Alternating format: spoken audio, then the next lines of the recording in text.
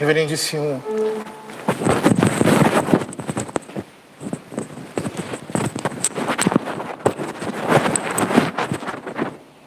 Reverendíssimo Frei Marcelo Aquino, caríssima priora, reverendos sacerdotes, confrades aqui presentes, queridos irmãos e irmãs,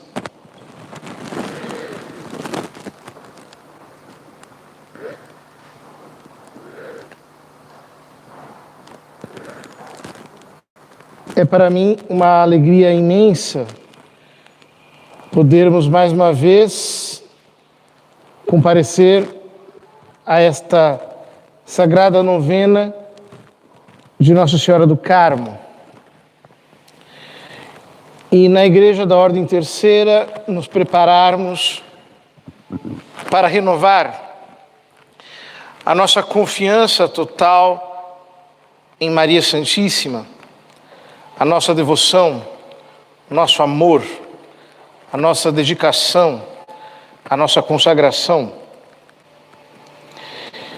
E o tema que me toca hoje meditar com todos aqui é o tema da Imaculada Conceição de Nossa Senhora.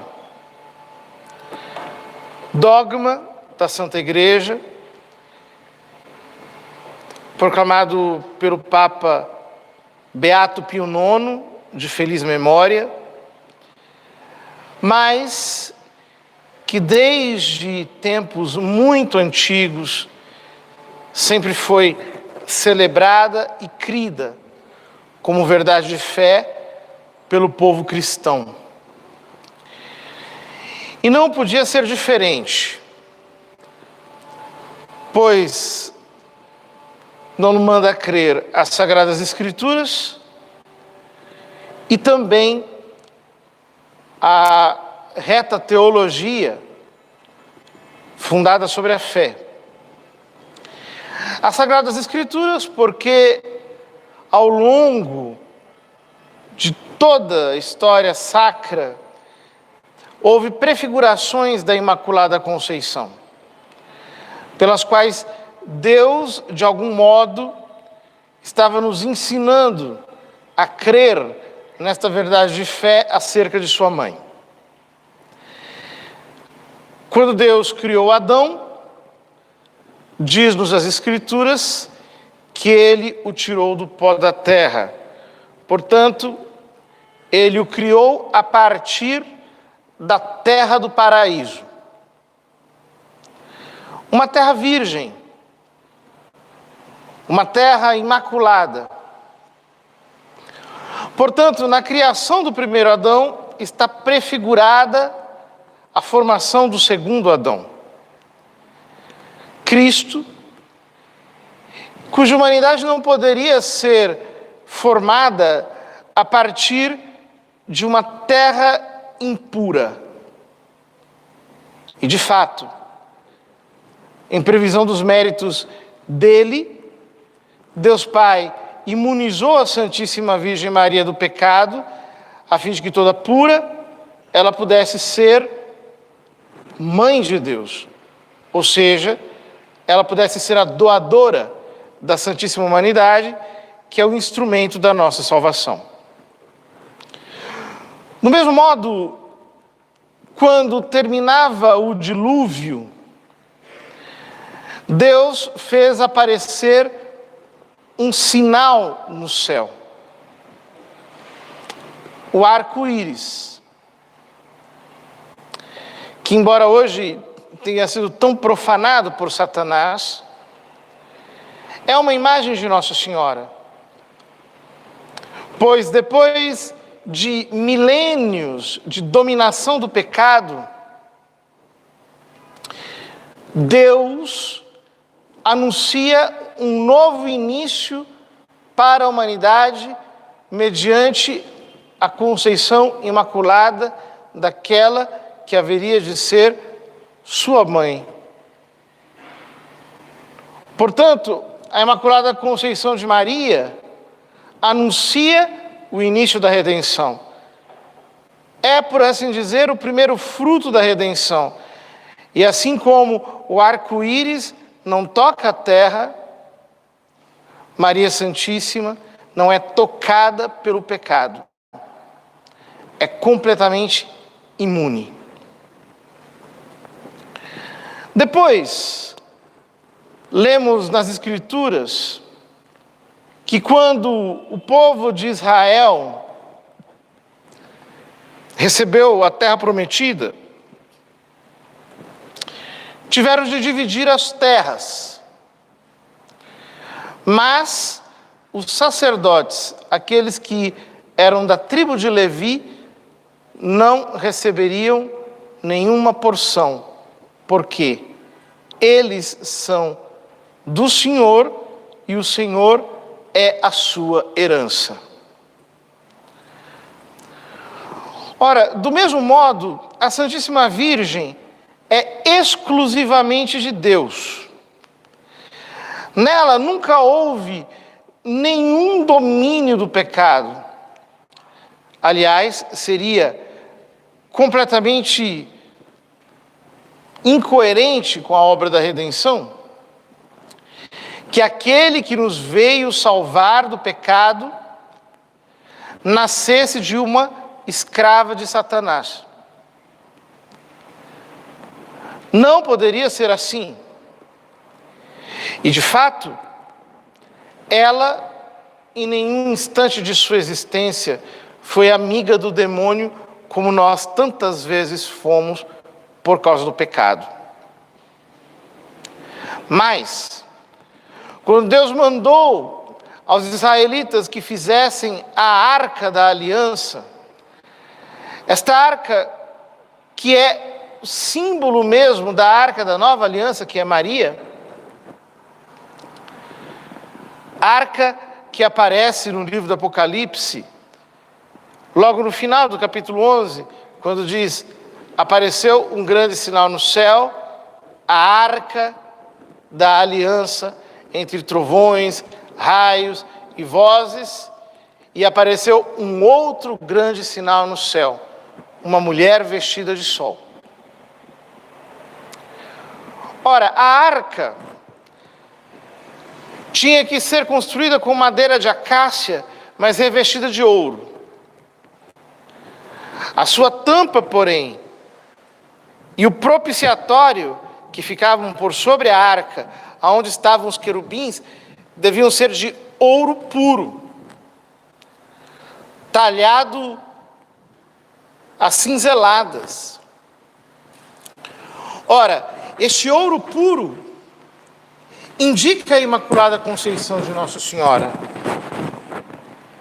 porque ela é puríssima e foi feita nobilíssima e completamente rara, única, a joia mais preciosa do universo, para que assim ela pudesse efetivamente ser a mãe do Verbo encarnado.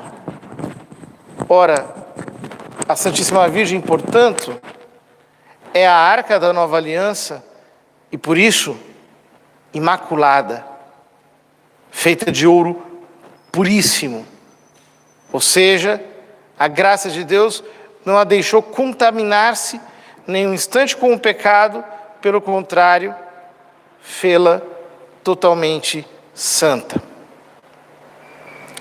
Do mesmo modo, a Escritura nos diz que Gideão, quando foi convocado por Deus para libertar os israelitas do jugo da escravidão estrangeira, pediu ao Senhor um sinal, e Deus lhe concedeu este sinal. Ele colocou um tecido de couro ao relento.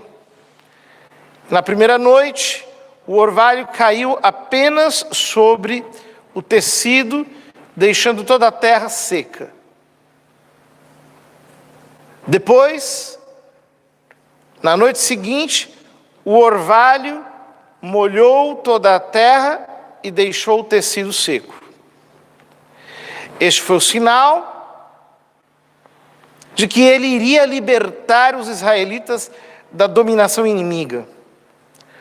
Ora, igual privilégio verificou-se em Nossa Senhora. Em primeiro lugar, porque o mundo inteiro estava como que na aridez do pecado, mas ela recebeu a plenitude da graça. Apenas ela recebeu esta plenitude desde o primeiro instante de sua conceição. E por outro lado, o mundo inteiro estava sob o domínio do pecado, mas ela foi preservada do contágio do pecado e por isso, imune, obteve o privilégio de jamais ter ofendido a Deus. Ora, este é o sinal de que está próxima a nossa libertação, de que o Redentor está a caminho, de que Ele já preparou a mãe pela qual Ele se encarnará. E, portanto, nós seremos restituídos ao seu senhorio. Do mesmo modo, a Escritura nos diz que o rei Salomão, símbolo da sabedoria, sentou-se sobre um trono de marfim, que igual não se viu em toda a terra, tão puro e tão branco. Este trono é um símbolo da Imaculada Conceição de Maria, que sendo não apenas a mais rara de todas as prerrogativas da Mãe de Deus, é aquela sobre a qual se assenta a sabedoria eterna e encarnada, nosso Senhor Jesus Cristo, que para se fazer homem, fez-se homem, tomando a sua humanidade dela. Que coisa extraordinária pensarmos que o sangue que nos redime, que a carne que foi crucificada para nos salvar, que esta humanidade padecente que foi o instrumento da nossa redenção, foi gerada pelo Espírito Santo em seu ventre imaculado. Ela é o trono em que se assenta o Verbo encarnado. Ora, se não bastassem todas e muitas outras referências da Escritura, como por exemplo, o mel que Sansão encontrou na boca do leão, que representa o demônio e o pecado, mortos, mas de cuja boca saiu este mel puríssimo, que é a Imaculada Conceição de Maria, pela qual nos veio o Redentor, ou tantos outros símbolos, como o do profeta Isaías, que nos fala da vara de Jessé, que daria o rebento de uma flor, da qual viria o fruto, que nos traria a redenção, ou tantos outros ainda. Bastariam-nos as palavras do arcanjo na Anunciação. Ave cheia de graça.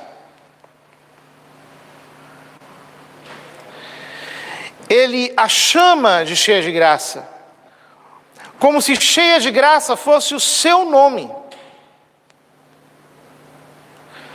Nós dizemos, Ave Maria, cheia de graça, mas o arcanjo chamou-a simplesmente Ave cheia de graça. Por quê? Porque ser plena da graça divina e, portanto, isenta de todo pecado, é o seu nome, é o que a define. Ela é inteiramente de Deus. Nela não se acha nada que não seja dele. Ela é completamente pertencente a Ele, consagrada a Ele desde o primeiro instante, feita para ser dele, para ser a mãe dele. Ora, por isso, a expressão de São Gabriel, que caritomene, cheia de graça, agraciada, ou seja, totalmente impregnada pela graça, totalmente perpassada pela graça, indicam a sua imaculada conceição. Mas isso não poderia ser diferente, pois se São Paulo diz que Deus nos predestinou para sermos santos e imaculados na sua presença pela caridade, quanto mais Ele não poderia dizê-lo da Santíssima Virgem. Porque nós fomos predestinados a ser filhos de Deus, servos de Jesus Cristo. Ela foi predestinada para ser mãe de Deus. Ou seja, a união dela com Ele ultrapassa qualquer coisa que nós possamos imaginar. Nós dizemos no ofício da Imaculada que desde a eternidade, ab eterno, Ele a escolheu para a mãe do Verbo, com o qual tudo criou. E diz, de algum modo, que Ele a criou com ela. Ou seja, o mundo inteiro, de alguma maneira, foi feito tendo em vista a encarnação do Verbo através de Maria. Pois Deus criou o mundo sabendo que o homem ia pecar e, portanto, antes de criar, já estabeleceu o remédio de modo que deste mal pudesse advir um bem muito maior. E assim, o decreto da divina encarnação antecede a criação mesma do mundo e, portanto, se neste mesmo decreto, pelo qual o Verbo decidiu fazer-se homem, Ele o decidiu fazê-lo em Maria e por Maria, isso significa que o mundo inteiro carrega o DNA da Santíssima Virgem. Ou seja, ela é como que a causa exemplar do universo, tendo em vista a encarnação de nosso Senhor Jesus Cristo. Portanto, diante deste privilégio único, desta situação exclusiva, desta união absolutamente inigualável de Nossa Senhora com Nosso Senhor, que estranho seria se ela não fosse imaculada. Ou seja, se ela não fosse imaculada, a obra da redenção seria menos perfeita. Menos perfeita porque teria como causa material uma causa imperfeita. Maria Santíssima não seria imaculada e, portanto, ele nasceria de uma mulher manchada pela escravidão ao demônio. Em segundo lugar, a obra de Deus na redenção também seria imperfeita, porque ao olharmos para todos os santos, nós vemos algum defeito, nós vemos alguma imperfeição. Ora, se não houvesse alguém que tivesse sido preservado do pecado desde o momento da sua concepção em que, portanto, atingisse a mais plena santidade, como dizem os escritores eclesiásticos, os padres da igreja e os doutores da igreja. A graça inicial de Maria excede a graça final de todos os santos reunidos.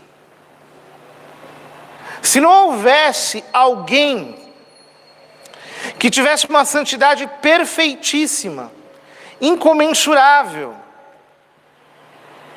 isso significa que a obra da redenção produziria apenas frutos medíocres. Mas como a obra da redenção é obra de um Deus, não há como ela não ter sido perfeita. E ela foi perfeita, ela foi perfeitíssima em uma criatura, em Maria. Ela é a perfeição que nasce no meio do mundo manchado. E por isso nós a chamamos de Flos Carmeli. Porque no monte tosco, árido, rígido, ela nasce como um lírio formosíssimo, de beleza incomparável. E quando nossa alma a contempla, e quando nosso coração se folga em olhá-la, e quando nós começamos a pensar nela, e quando nossa alma começa de alguma maneira a misturar-se com a graça que emana dela, então, queridos irmãos, então nós percebemos verdadeiramente que a coisa mais perfeita que existe nesta obra perfeitíssima da redenção de Jesus Cristo é que Ele tenha feito Maria Santíssima como cúmulo de todas as perfeições, como máximo de todas as glórias que uma criatura poderia ter. A tal ponto que São Boaventura diz: Deus poderia ter criado um mundo melhor, mas não poderia ter criado uma Maria melhor. Ela é a obra-prima. Deus fez o melhor possível para uma criatura. Acima dela, apenas Deus mesmo. Portanto, nós podemos contemplar a sua conceição imaculada, não apenas o instante em que ela foi concebida, imaculada, mas o seu status permanente de imaculada, formosa como a lua, brilhante como o sol, terrível como exército em ordem de batalha, vestida de sol, com a lua debaixo dos pés, tendo na cabeça uma coroa de 12 estrelas, podemos vê-la e nos admirarmos com a sua conceição imaculada. Quão formosa sois, Maria! A mácula original não esteve em vós. Vós sois a glória de Israel, a alegria de Jerusalém. Vós sois a honra para o nosso povo.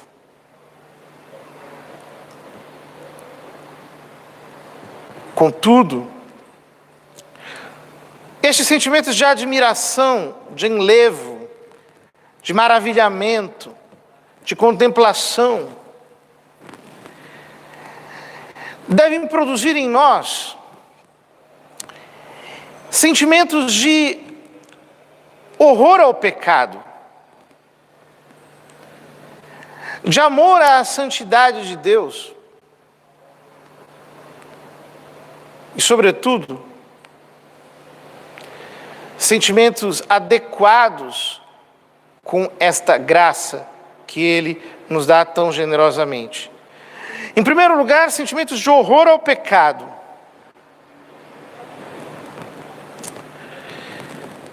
Ao ver Maria Santíssima Imaculada em nós, tão manchados, tão cobertos de lepra, tão cheios de pensamentos egoístas, mesquinhos, de desejos carnais, humanos, vaidosos, avarentos, de apegos a criaturas, de preocupações temporais. Nós deveríamos permitir que a graça divina produzisse em nosso coração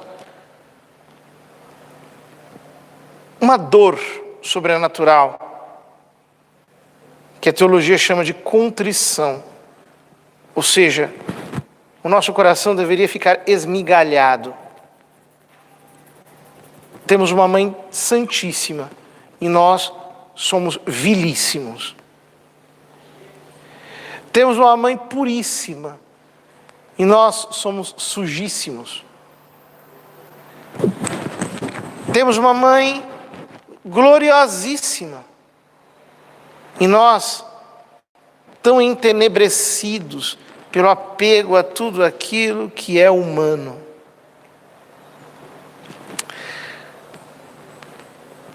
Nós pedimos todos os dias na Ave Maria: rogai por nós pecadores, agora e na hora da nossa morte.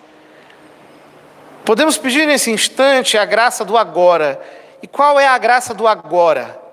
A graça do agora é a graça da conversão. Não sei quanto tempo ainda me resta, Mãe Santíssima. Não sei quantos dias ainda estarei neste mundo. Concedei-me a graça de que me converta ao vosso Filho, enquanto ainda é tempo, pois tenho muitas vezes jogado com a minha salvação. Quantos de nós, queridos irmãos, brincam com o pecado como quem brinca com serpentes? Colocam-se em ocasiões de pecado como quem está indo para a cova dos leões voluntariamente.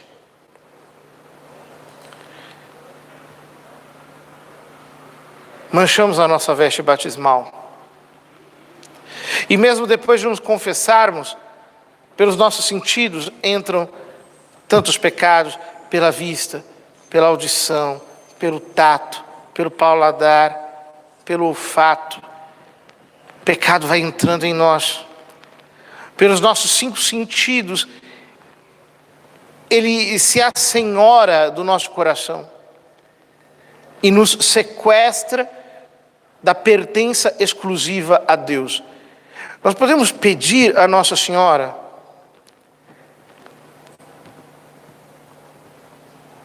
mostra-nos o vosso rosto de misericórdia. Na Salve Rainha nós dizemos palavras tão cheias de humildade a ela. Mãe de misericórdia, vida, doçura, esperança, como súditos diante de uma rainha gloriosíssima.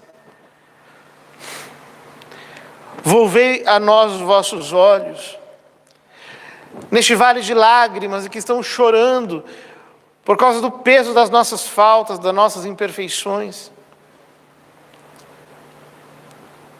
Mostrai-nos Jesus, fazei-nos conhecê-lo, tornai-nos propício o coração do vosso Deus. Nós chegamos como pecadores aos pés da rainha e lhe pedimos a graça, já que não somos imaculados, que sejamos purificados. Quantos de nós estamos dispostos a suportar os sofrimentos da vida como purificação pelos nossos pecados? Mas nós muitas vezes olhamos para esses sofrimentos como se estivéssemos sendo injustiçados. Como injustiçados? Se nós merecemos coisa muito pior. Como injustiçados se o que nos tocaria viver seria uma eternidade de sofrimentos pelos nossos pecados? Será que nós não podemos tomar a nossa cruz e seguir a Cristo para reparar as nossas faltas, para sermos imaculados, ao menos no desejo? Quantos cristãos estão querendo ganhar a vida, enquanto o Senhor os está querendo lembrar de salvar a alma? De que vale ao homem ganhar o mundo inteiro e perder a sua alma, diz nosso Senhor? Enquanto muitos estão querendo ser felizes aqui na terra, estão jogando a eternidade no buraco.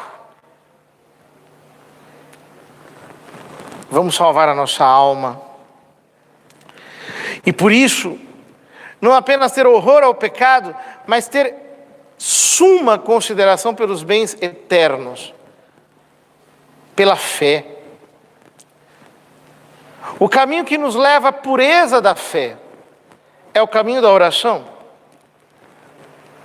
pelo qual nós ascendemos passo a passo rumo à contemplação da face de Deus, que nos atrai para si com uma força que nós não podemos deixar de sentir quando de fato nos jogamos na oração. A fé nos purifica. Disse Jesus aos apóstolos: vós já estáis limpos por causa da palavra que eu vos tenho anunciado. Que palavra é esta? Esta é a palavra da fé que nós vos anunciamos, diz São Paulo. Portanto, a fé nos lava. E pela oração, Deus vai nos purificando. E pelos sacramentos, Ele vai lavando a nossa alma e reforçando o nosso amor. Caríssimos irmãos, ao contemplar a Imaculada Conceição de Nossa Senhora, nós precisamos perceber que temos que trocar o nosso ativismo pela contemplação. De pouco adianta ficarmos correndo atrás de tantas e tantas coisas, de nos perdermos entre 1001 encargos, em sermos os melhores organizadores de tudo, em termos a nossa casa, a nossa vida toda arrumada, se a nossa alma está desleixada, se a nossa oração não tem fervor, se a nossa vida interior está fria, se nós recebemos os sacramentos de modo distraído, se nós nos confessamos apenas para pagar pedágio, sem arrependimento, sem contrição, se nós passamos por Deus como quem passa por uma estação de trem.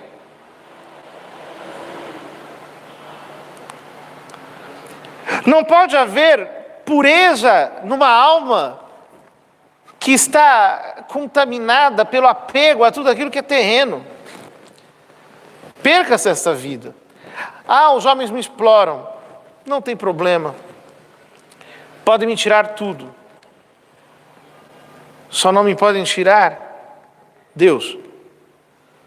A Santíssima Virgem nesse mundo foi ignorada por todos.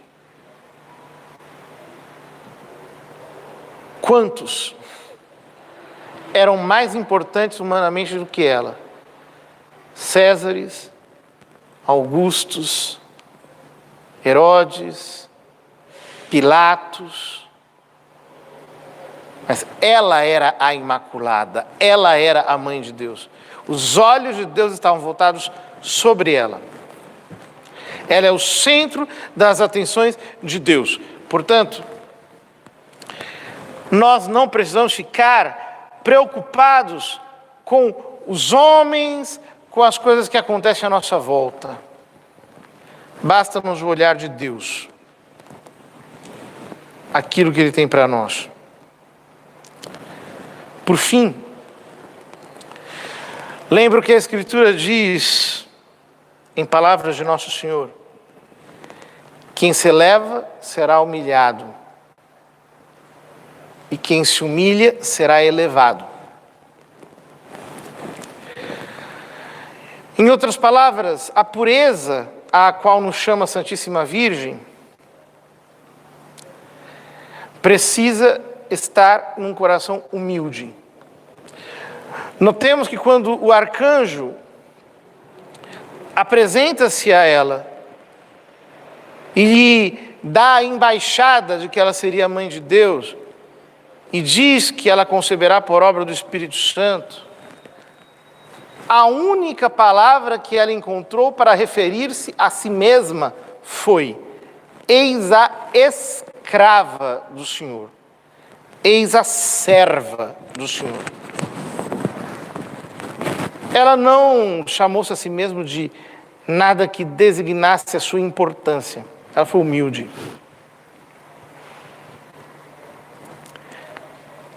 O que é que afeta a nossa vaidade? Nós nos sentimos desprezados pelos outros. Nós gostaríamos de ser mais estimados.